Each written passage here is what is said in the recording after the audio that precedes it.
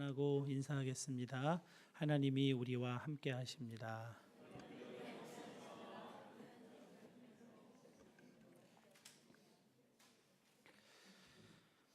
구약의 하나님 백성 이스라엘은 세 번의 큰 고난을 통과해야 했습니다. 애굽 총리가 된 요셉의 초청으로 무서운 기근을 피해 애굽의 고센 땅, 목축업하기 좋은 땅으로 야곱의 가족 70명이 이주합니다. 그러나 요셉을 모르는 바로의 등장으로 핍박과 노예 생활이 시작됩니다. 하나님께서 준비하신 모세의 지도력으로 애굽에서 탈출하는 데 성공하지만 길어야 2주간이면 들어갈 가나안을 광야 생활 40년 뒤에나 들어갈 수 있었습니다. 이후 사울과 다윗의 등장으로 하나님의 백성은 이스라엘 왕국을 이루지만 BC 586년 남유다가 바벨론에게 패망함으로 이스라엘 왕국은 완전히 몰락하고 예루살렘의 왕가, 고관 대작들, 남유다의 백성들은 바벨론으로 끌려가서 예루살렘은 황폐한 땅으로 버려지고 예레미야의 예언대로 70년 포로 생활을 지내야 합니다. 뜻으로 본 한국 역사의 저자 함석헌 선생은 그래서 이스라엘은 순환의 여왕이다 이렇게 불렀습니다. 세 번의 이 큰 고난은 너무나 무섭고 힘든 일이었습니다. 그러나 그 고난들에 뜻이 있었습니다. 400년간 남의 나라에서 나그네로 나중에는 노예로 살게 되지만 야곱의 가족 70명은 애굽을 탈출할 때 남자만 60만 명이라는 엄청난 민족 중흥을 이루게 됩니다. 출애굽기 12장 37절입니다. 이스라엘 자손이 라암셋을 떠나서 숫곳에 이르니 유아 외에 보행하는 장정이 60만 가량이요. 2년 뒤 광야에서 1차 인구 조사를 하는데요.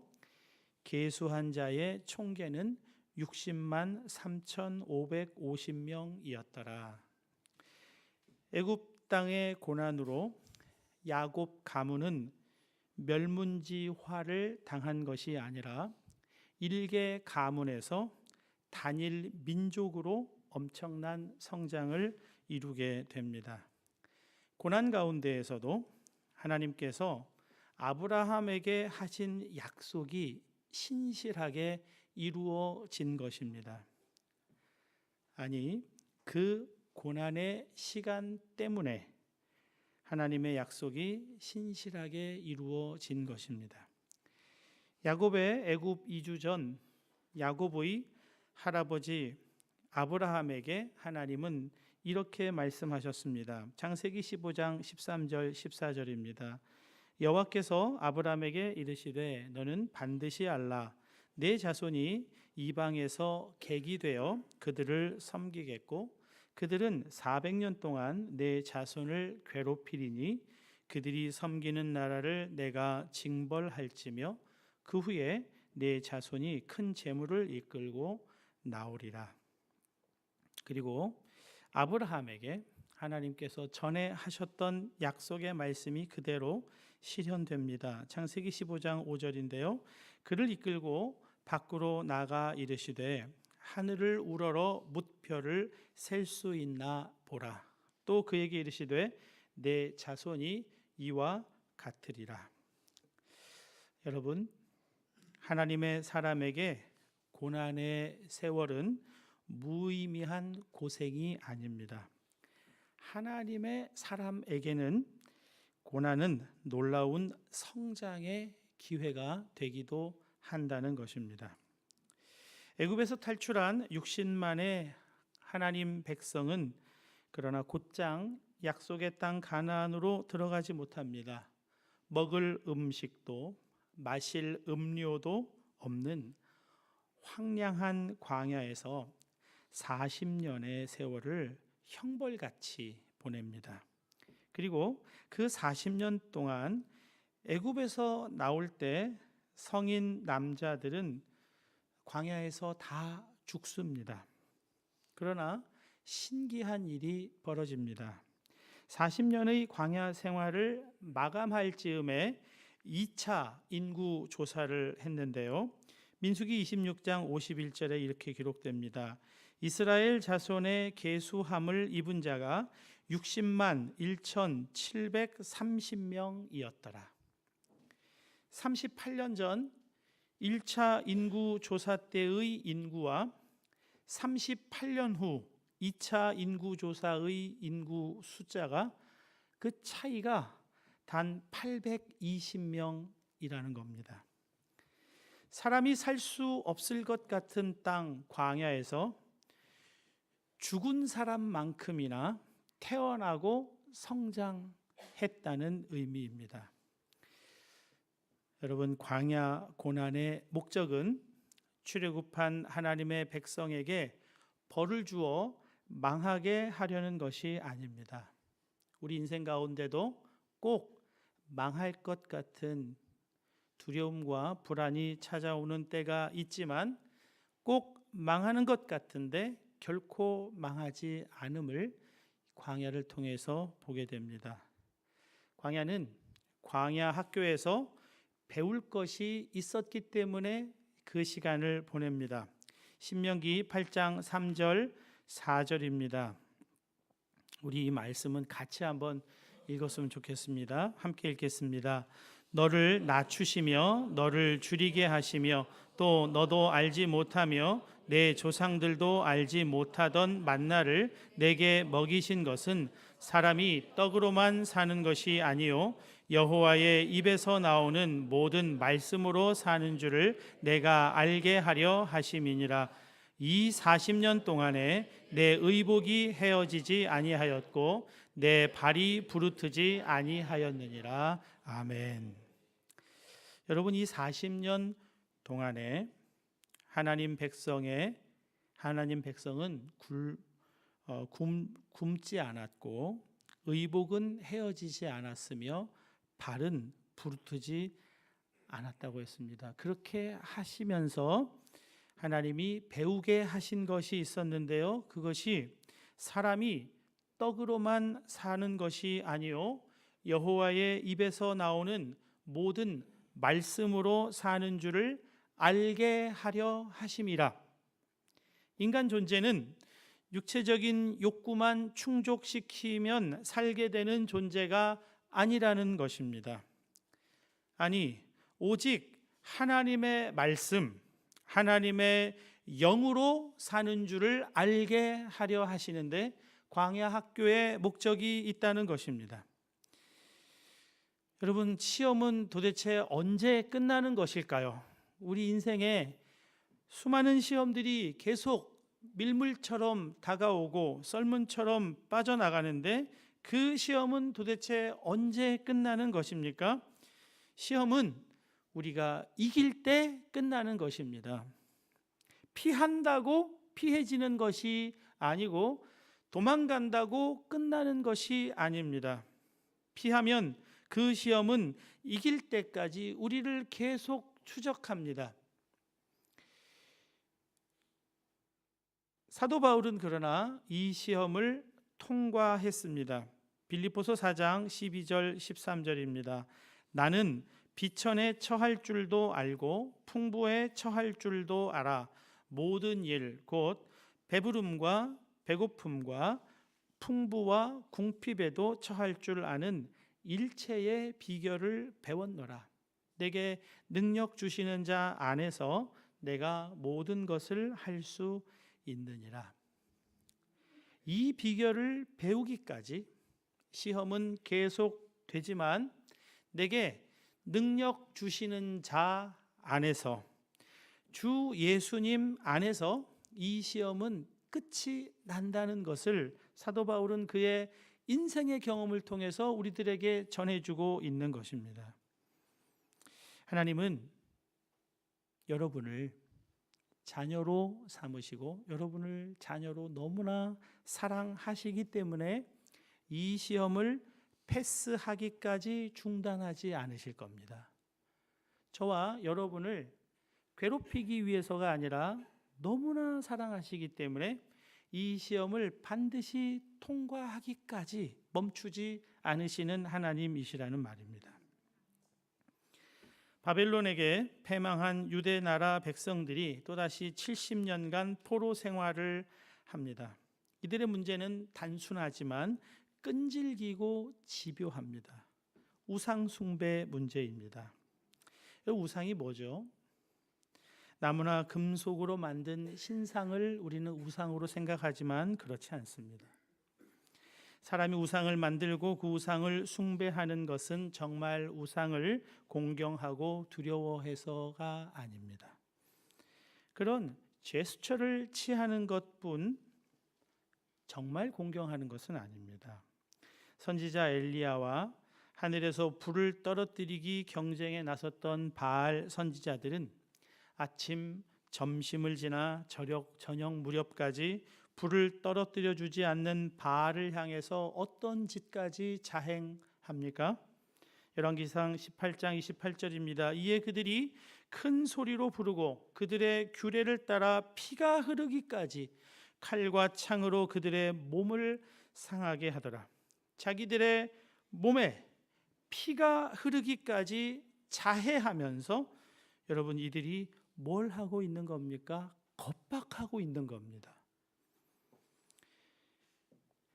자신들이 섬기고 있는 신이라고 하는 그 바알을 겁박하면서까지 그들이 얻어내려고 하는 것이 무엇입니까? 자기들의 승리입니다. 자기들의 승리를 위해 바알 신이 불을 떨어뜨려야 한다는 것입니다. 우상은 오로지 자기들을 위해 존재하는 것일 뿐입니다. 여기에 살아계신 하나님과 우상 사이에 차이가 있습니다.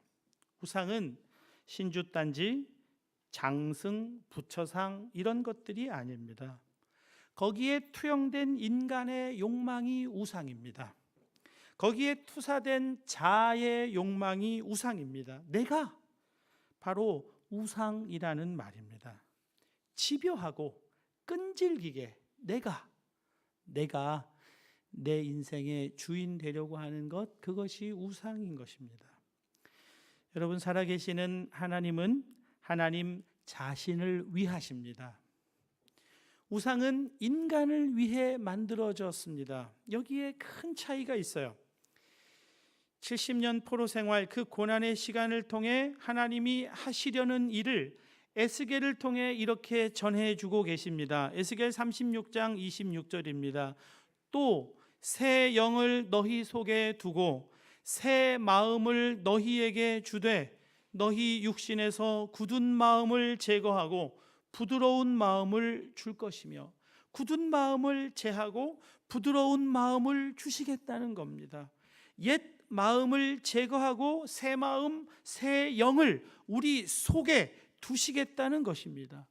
끊임없이 우상을 숭배하는 우상 숭배자 이 자아를 제거하고 새 마음, 새 영을 우리 속에 두시겠다는 겁니다. 마태복음 5장 첫 부분에는 예수님의 팔복이 나옵니다. 그 첫 번째 복이 마태복음 5장 3절인데요. 심령이 가난한 자는 복이 있나니 천국이 그들의 것임이요. 심령이 가난하다는 이 말을 독일어 성경 구테 나흐리히트에서는 오직 하나님께만 무엇이든 바라고 의지하며 자기 자신에 대해서는 전혀 기대함이 없는 마음, 이것이 심령이 가난한 마음이라고 풀이해주고 있습니다. 고난을 통해 하나님이 주시려는 새 마음, 새 영은 바로 이 심령이 가난한 이것입니다. 나 자신을 의지하지 않고 하나님만 의지하고 내가 중심이 되어 살던 인생이 하나님 중심으로 인생을 고쳐주시려는 겁니다. 왜냐하면 바로 그것이 천국이기 때문에 그렇습니다. 천국에서 살게 하기를 하나님이 원하시기 때문입니다. 죽어서 가는 천국을 이 중심 이동을 통해서 중심이 나에게서 하나님으로 바뀌는 이 중심 이동을 통해서 여기서부터 천국을 살게 하시려는 것이 바로 고난의 뜻이요 목적이라는 말입니다. 하나님 중심이라고 하는 것, 그것을 다르게 표현하면 하나님이 인생의 목적이 되신다 하는 겁니다. 그런즉 너희가 먹든지 마시든지 무엇을 하든지 다 하나님의 영광을 위하여 하라. 이건 결코 종교적인 말이 아닙니다. 인생의 철학으로 삼아야 할 말인 것입니다. 오늘은 어버이 주일입니다. 부모님이 자녀에게 베풀어 주신 은혜와 사랑을 기억하고 그 부모님을 우리에게 주신 하나님께 감사로 예배하는 주일인 것이죠. 그런데요, 부모된 여러분, 또 장차 부모가 될 여러분들에게 좀 나누고 싶은 것이 있습니다. 과연 부모라는 이름이 그저 우리로 부모의 은혜를 끼치며 사는 자로 만들어줄까요? 모든 부모가 자녀에게 복이 되는 것만 같지는 않습니다. 모든 역기능 부모에게서 모든 문제 청소년이 나오는 것은 아니지만 모든 문제 청소년의 뒤에는 반드시 역기능 부모가 계시더라 하는 겁니다. 어린아이가 꼭 필요로 하는 7가지라고 하는 책이 있는데요. 거기서 아이들이 부모로부터 느끼는 어려움들을 몇 가지로 정리를 해주고 있습니다. 첫 번째, 아이들을 계속적으로 비판하는 것은 실패감과 함께 자신이 거절당하며 부족하다는 느낌을 받게 한다. 2. 아이를 다른 아이와 비교하는 것은 그 아이가 있는 그대로 받아들여지지 않고 있다는 느낌을 받게 한다. 3. 부모의 못 이룬 꿈을 아이들이 이룰 것이라고 기대하는 것. 4. 과잉 보호는 충분치 못한 보호보다 더 위험하다. 5. 아이에게 너무 많은 것을 기대하는 것. 아이들은요, 심지어 이 아이가 모범적인 아이가 됐으면 좋겠다라고 말없이 생각하는 그 부모의 마음에도 깊이 눌림을 받는다는 겁니다. 부모에게 만족감을 드리기 위해 노력하면서 아이는 스스로가 늘 부족하다는 느낌을 안고 살게 된다는 것입니다. 여러분, 부모가 자녀에게 좋은 부모가 되는 길은 다른 데 있는 것이 아닙니다. 부모 자신이 행복한 사람이 되는 것, 그것입니다. 왜 아이를 비판하고 비교하고 과잉보호하고 지나치게 기대합니까? 나의 못 이룬 꿈을 대신 이루어 주기를 나도 모르는 사이에 가지고 있는 것입니다. 자녀에게 좋은 부모가 되어주는 길은 재정적인 능력이 풍성한 것이 아닙니다. 이영표 선수에게 훌륭한 선수가 되는 데 있어서 부모의 역할은 어떠해야 하는지 질문을 해보았습니다. 부모의 무심함이었다고 합니다. 막내로 성장해서였는지 부모님이 거의 간섭하지 않았대요. 다만 건강에 대해서만 항상 물으시고 그가 잘하는지 못하는지 더 잘해야 된다고 하는 그런 얘기는 전혀 하지를 않으셨다고 합니다. 여러분, 때로 자녀들이 부모에게 관심을 끌기 위해서 이상한 행동을 하곤 하잖아요. 떼쓰고. 저도 좀 그랬던 것 같아요. 뭐 심한 말도 했던 것 같습니다. 막 내 죽어버릴 거야, 막 이러고. 그러면 부모님이 충격받을 거라는 생각을 했던 것 같아요. 울고 떼쓰고요. 부모가 어떻게 이길 수 있습니까? 네가 아무리 그래봐야 조금도 영향받지 않는다는 것을 보여줘야 되는 거예요. 아이의 변덕에 쩔쩔매면요, 아이가 알아요.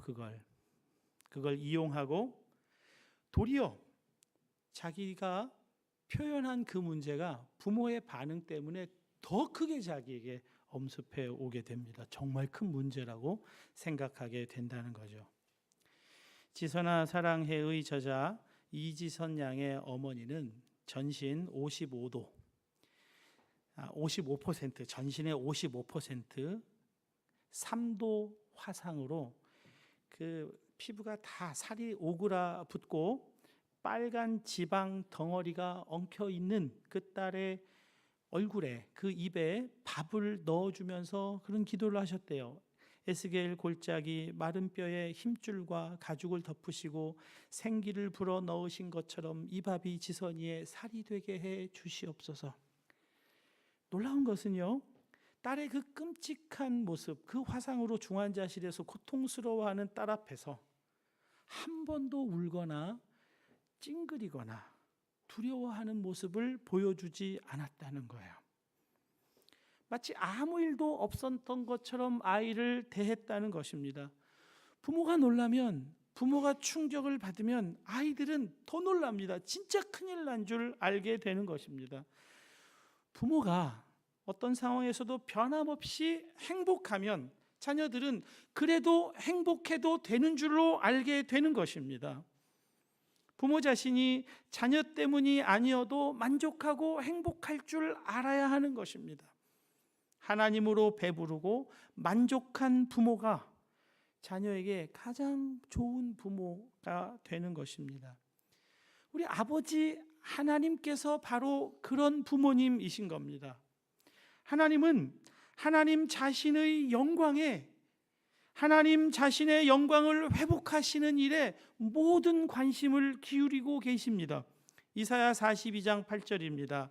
나는 여호와이니 이는 내 이름이라. 나는 내 영광을 다른 자에게, 내 찬송을 우상에게 주지 아니하리라. 하나님은 하나님 자신을 위하시고 영광되게 하시고 자신을 위하시는 일을 하세요. 하나님의 아들 예수님께서 가르쳐 주신 기도의 그 첫 번째 간구도 이름이 거룩히 여김을 받으시오며입니다. 하나님은 하나님 자신의 영광을 위해 영광을 받으시기에 무척 열심을 내십니다. 경배받으시고 사람들로 하여금 놀랍게 여김을 받으시고 높임을 받으시고 찬양 받으시는 데에 굉장한 관심을 가지시고 열심이세요. 자기 자신이 찬양받기를 기뻐하세요. 우리는 모두 하나님께 영광 돌리고 하나님 찬양해야 한다는 것은 다 동의할 겁니다. 그런데 하나님이 스스로 하나님 자신이 찬양받기를 그렇게 열심히 추구하신다는 이 점은 좀 의아스러울지도 모르겠습니다. 그러나 여러분 오해하시면 안 됩니다. 하나님이 찬양받기를 기뻐하시는 이유는 하나님께서 무언가 부족해서 우리의 찬양으로 그 부족함을 채우기 위해서가 아닙니다. 우리들은 그래요. 우리들은 우리의 결핍과 부족함을 다른 사람의 인정과 찬양을 통해서 채우고 싶어 하지만 하나님은 스스로 자족하시고 만족하시는 분이기 때문에 하나님은 하나님 자신으로 만족하세요. 그리고 만족할 뿐 아니라 하나님은 하나님 자신을 높이기를 기뻐하세요. 그렇게 합당한 분이시기 때문에 그렇게 하시는 겁니다. 하나님은 하나님 자신을 최고로 여기시고 하나님을 최상으로 여기시고 기뻐하십니다. 하나님 자신을 그렇게 여기고 계시는 것입니다. 우리의 찬양으로 하나님이 더 훌륭한 분으로 바뀌는 게 아니에요. 찬양은 우리를 위해서 하는 것입니다. 이 세상에는 많은 찬양들이 있잖아요. 방탄소년단, 아미들이 얼마나 방탄소년단을 찬양합니까? 막 태어난 우리 아기들, 우리 교회는 아기들이 많잖아요. 아기의 부모들이 아이 보면서 얼마나 찬탄을 하잖아요. 어머 얘 좀 봐. 어머 얘 걷는 것 좀 봐. 얘 웃는 것 좀 봐. 어머. 이게 다 찬양인 줄 아시죠? 제가 가장 좋아하는 노을이 있습니다. 그러니까 해가 방금 전에 꼴딱 넘어갔어요. 그리고 여의도 그 높은 고층 빌딩들에 불빛이 들어오기 시작해요. 그때의 강변북로를 이렇게 가는 건 진짜 황홀한 일이었습니다. 탄젠지아를 타고 이렇게 가다가 가을 어느 날이었던 것 같아요. 파란 하늘과 분홍빛 그 노을이 겹쳐서 쫙 펼쳐지는 것은 정말 감탄을 하지 않고는 지나갈 수가 없습니다. 여러분, 감탄이 예배인 것입니다. 예배는 찬양입니다. 감탄이 사라졌다면 그 감탄 받을 대상이 없어서가 아니라 감탄할 마음이 상실되었기 때문인 것입니다. 여러분, 하나님은 너무나 놀랍고 정말 아름다운 하나님이십니다. 에베소서 4장 6절이 그것을 말씀해 주죠. 하나님도 한 분이시니 곧 만유의 아버지시라. 만유 위에 계시고 만유를 통일하시고 만유 가운데 계시도다. 우리가 자연 세계 속에서 세상에서 정말 감탄을 하는 그 속에, 그 위에, 그 안에 계시는 분이 하나님이시라는 거예요. 만유 가운데 계시는 아버지 하나님을 바라보는 눈이 뜨이면 그러면 하나님에 대한 감탄이 나오고 찬양이 나오는 것입니다. 찬양으로 무언가를 더하기 위해서가 아니라 우리 속에 있는 감탄과 기쁨이 이 찬양과 감탄으로 터져 나오는 것입니다. 하나님이 우리에게 찬양을 받으시고자 하시고 영광을 받으시고자 하심은 하나님 자신의 부족 때문이 아니라 우리 속에 하나님에 대한 감탄과 찬양이 가득하게 되기를 기뻐하시기 때문에 그러십니다. 그래서 하나님은 그 영광된 최상의 최고의 그 자신을 우리들에게 주시기를 기뻐하시는 거예요. 새 마음을 너희 안에 두고 새 영을 너희 속에 두겠다 할 때 그 새 영은 하나님 자신인 것입니다. 그것이 우리 안에 올 때 우리 속에 이 하나님에 대한 아름다움이 눈이 뜨이고 찬양하고 감탄하게 되는 역사가 일어난다는 것이에요. 그래서 아들을 이 땅에 우리에게로 보내신 것입니다. 아들이 오셔서 하신 일이 있으시잖아요. 하나됨입니다. 하나님과 갈라졌던 이 관계를 하나로 만들었어요. 하나님과 우리를 하나 되게 하려고 이 땅에 오신 겁니다. 내 안에 하나님이 계시게 해드리고 내가 그 하나님 안에 계시는 이 놀라운 하나됨을 위해 예수님이 우리에게 오셨다는 거예요. 예수님이 십자가에 못 박히신 목적이 거기에 있는 겁니다. 요한복음 17장 21절입니다. 아버지여, 아버지께서 내 안에 내가 아버지 안에 있는 것 같이 그들도 다 하나가 되어 우리 안에 있게 하사 세상으로 아버지께서 나를 보내신 것을 믿게 하옵소서. 하나님 자신을 우리에게 주시는 그 일을 하나님은 최고 최상의 아들을 보내셔서 이루셨다 하는 것입니다. 여러분, 그 최고인 하나님 자신을 우리에게 주시려고 주 예수님 안에서 우리를 부르셨다는 거예요. 그리스도인은 겸손의 미덕을 가져야 마땅하겠죠. 온유하고 부드러워야 그리스도인답다고 하겠죠. 오래 참을 줄 모르고 벌컥 화를 내면서 나 예수 믿는 사람이야 그렇게 당당하게 말하기 어렵다는 거 여러분도 다 아시잖아요. 에베소서 4장 1절입니다. 그러므로 주 안에서 갇힌 내가 너희를 권하노니 너희가 부르심을 받은 일에 합당하게 행하여 겸손, 온유, 오래 참음, 서로 용납, 평안 이렇게 살 줄 알아야 그리스도인답다고 하지 않겠습니까? 그런데요, 여러분, 언제나 우리가 여기서 한 걸음 더 나아가지 못하는 것을 많이 보게 돼요. 겸손의 개념과 온유의 개념과 그것이 얼마나 좋은 것인지를 우리가 아는 것으로 겸손하게 온유하게 서로 용납하면서 살아가는 능력이 생기는 게 아니에요. 이런 것은 내 노력으로 되는 것이 아닙니다. 내 노력으로 겸손하려고 하면요, 비굴함만 느껴집니다. 내 노력으로 온유하려면 우유부단한 사람이 되고 맙니다. 오래 참음을 노력하면요, 어느 시점이자면 반드시 폭발하게 됩니다. 서로 용납을 노력하는 사람은 이중적인 사람이 되기가 쉬워요. 앞에서는 용납, 뒤에서는 비판. 화평을 노력하면요, 무기력한 사람이 되고 맙니다.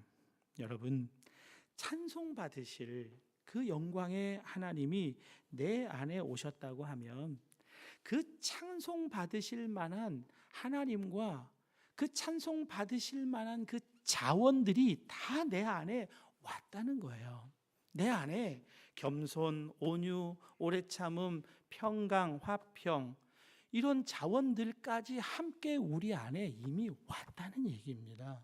우리가 해야 될 일은 그것을 우리로부터 흘러나가게 하는 것이면 되는 거예요. 내가 하려고 하니까 다시 옛 마음이 되는 것이고, 내가 하려고 하니까 다시 딱딱한 굳은 마음이 되는 거예요. 내가 하는 것이 아니라 내 안에 와 계시는 그 하나님, 그 하나님의 자원이 나를 통해서 흘러나가게만 해드리면 그것으로 겸손, 온유, 오래 참음, 서로 용납, 평강의 삶이 사라지게 된다는 거예요. 그래서 우리가 항상 관심을 기울이고 우리가 항상 주목해야 할 것은 다른 것이 아닙니다. 내 안에 와 계시는 하나님, 그분과의 관계, 거기에 꽉 붙들려 있어야 하는 것입니다. 나로서는 안 되는구나, 그거 알게 하시려고 하나님의 백성을 고난 가운데 들어가게 하시고 통과하게 하시는 겁니다. 그리고 내 안에 새 영, 새 마음을 두시는 거죠. 갈라디아서 2장 20절입니다. 내가 그리스도와 함께 십자가에 못 박혔나니 그런즉 이제는 내가 사는 것이 아니요 오직 내 안에 그리스도께서 사시는 것이라. 바울만 특별히 무슨 도를 높이 쌓아서 되는 게 아니에요. 예수님을 믿는다는 건 바로 이거거든요. 예수님을 믿는다는 건 내 안에 그리스도가 사시는 거예요. 겸손으로 사시고, 온유로 사시고, 서로 용납으로 사시고, 평강으로 사시고, 오래 참음으로 그리스도께서 나를 통해 사시는 거예요. 이게 예수님을 믿는다는 것입니다. 사랑하는 여러분, 겸손, 온유, 오래 참음, 서로 용납, 화평은 열매예요. 결과라는 말입니다. 결과가 좋다고 해서 결과가 열매를 맺게 하는 것이 아닙니다. 좋은 결과는요, 좋은 원인 때문입니다. 좋은 열매는 좋은 나무에서 맺히는 것과 같습니다. 주님과의 하나됨, 그래서 그것은 영광이라는 말인 겁니다. 주님과 하나됨, 그것으로 우리가 열매를 맺고 살아가는 것입니다. 그래서 우리의 관심은 오직 주님과 하나됨을 지켜나가는 겁니다. 성령이 하나 되게 하신 것, 하나님과 우리 사이에 하나 되게 하신 것, 우리 지체들 가운데 하나 되게 하신 이것을 힘써 지켜나가는 것입니다. 이미 그렇게 하신 하나님의 놀라운 구원의 은혜 가운데 살면서 주님 바라보며 사는 것, 그 길이 하나됨의 길이요 영광을 누리며 살아가는 길인 것입니다. 하나님은 교회에 이 영광을 부어주셨어요. 우리 한마음교회에 이 영광을 부어주셨습니다. 이 영광을 누리고 이 영광 안에서 영광을 흘려보내며 살아가는 저와 여러분 다 되실 수 있기를 주님의 이름으로 축복합니다. 함께 기도하겠습니다.